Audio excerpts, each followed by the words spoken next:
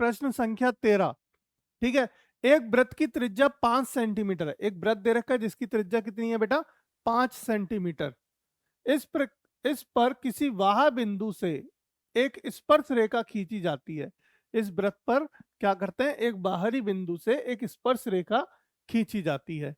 ठीक है, जो टी पर जाकर जुड़ती है, मान लीजिए, है ना, रेखा खींची जाती है। यदि स्पर्श रेखा की लंबाई, स्पर्श रेखा कहाँ पे जुड़ेगी, देखो, वृत्त पे किसी एक वृत्त के किसी बाहरी बिंदु यानी परिधि पर जाके कहीं ना कहीं टच कर रही होगी वो स्पर्श रेखा, तभी तो स्पर्श कहलाएगी। अन्यथा तो वो अति क्या हो जाएगी, अति प्रतिच्छेद हो जाएगी जब बाहर से गुजर जाएगी तो। यानी प्रतिच्छेद तो करा नहीं उसको हमने, तो मतलब लाइन ने तो स्पर्श करे, स्पर्श मतलब किसी एक बिंदु पर जाकर टच कर रही है। तो वो बाहरी बिंदु जो दे रखा था पी, उस पी से उस स्पर्श बिंदु तक उसकी जो दूरी दे रखी है, वो लंबाई जो दे रखी है वो 12 सेंटीमीटर दे रखी है। ठीक है, 12 सेंटीमीटर दी है।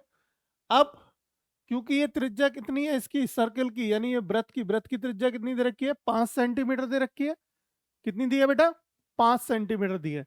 तो हमें क्या ज्ञात करना है, हमें ज्ञात करना है कि वृत्त के केंद्र ओ से उस बाहरी बिंदु P का, उस बाहरी बिंदु P की दूरी ज्ञात करनी है, यानी कि लंबाई, यहाँ से दूरी ज्ञात करनी है, कितनी दूर है वो O से। ठीक है बेटा, देखो प्रश्न है बहुत ही ज्यादा सिंपल।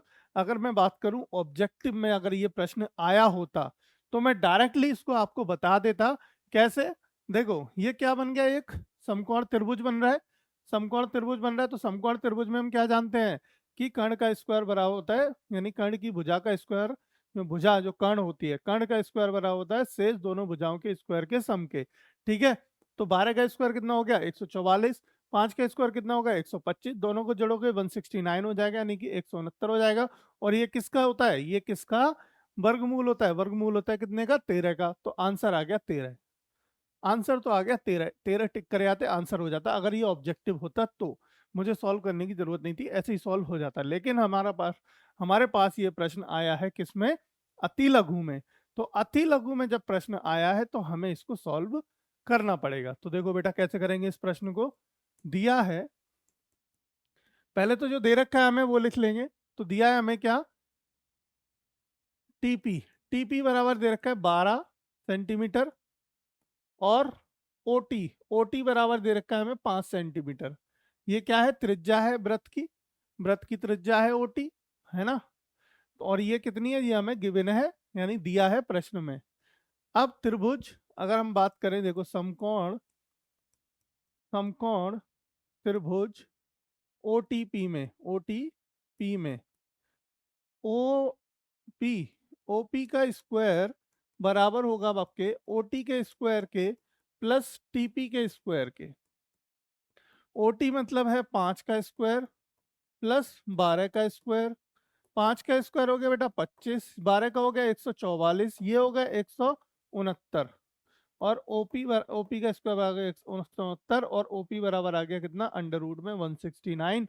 और ये क्या हो गया, ओपी बराबर आ गया बेटा 13।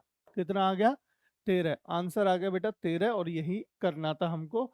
और 2 नंबर हो गए बिल्कुल पक्के।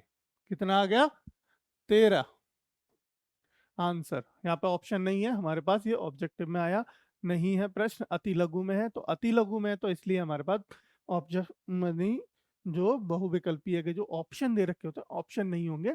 हमें सॉल्व करके इस तरीके से आना पड़ेगा, 2 नंबर मिल जाएंगे, 2 नंबर मिल जाएंगे। 2 नंबर हो गए पक्के।